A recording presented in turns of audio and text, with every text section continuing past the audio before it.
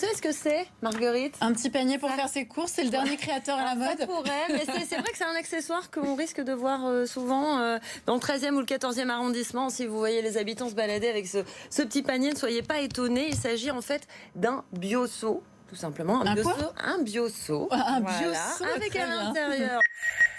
Et Ludovic a accepté de me prendre en stage quelques heures pour m'initier au ramassage des déchets à Paris. Alors, Marguerite, je vous propose de regarder un échantillon de ce qu'on a pu ramasser dans le centre de Paris. En quelques minutes, les images parlent d'elles-mêmes. Là, on va où aujourd'hui Alors là, on va aller à la Fontaine des Innocents. C'est à Châtelet. Ça bouge énormément. Il y a énormément de fast-food et il y a beaucoup de travail. Parce que beaucoup de personnes, ils prennent emporter et ils viennent manger à la Fontaine. Donc, vive les incivilités.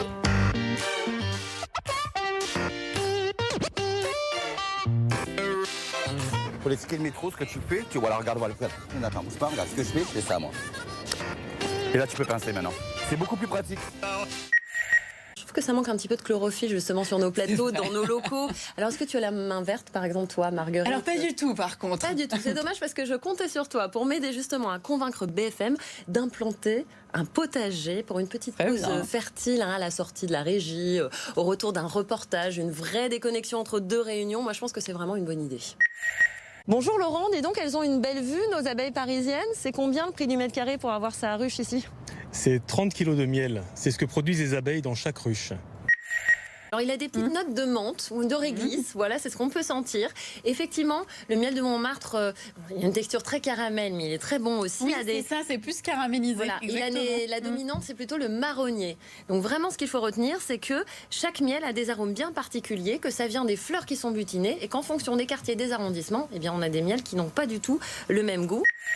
Ils se sont rendus compte qu'en stimulant la vigne avec des rayons UV sur des panneaux accrochés derrière un tracteur, la vigne est en alerte et qu'elle produit naturellement toutes ces voies de défense contre les maladies. C'est comme si, justement, ce robot, il boostait le système immunitaire de la vigne, c'est un peu ça, si j'ai bien compris? C'est exactement ça. On la rend plus résistante et ça permet, dans des années difficiles où il pleut régulièrement, d'avoir un raisin de qualité. Là, sur les pinots noirs, on est déjà mûr. Moi, je pense que ça va faire un super millésime. Hein. Bon, tout est parfait alors. On peut vendanger. Vous aurez peut-être un peu moins de bouteilles parce que je suis en train de manger beaucoup de vos raisins là, mais c'est pas grave. Sûrement une ou deux, mais c'est pas grave. Ouais.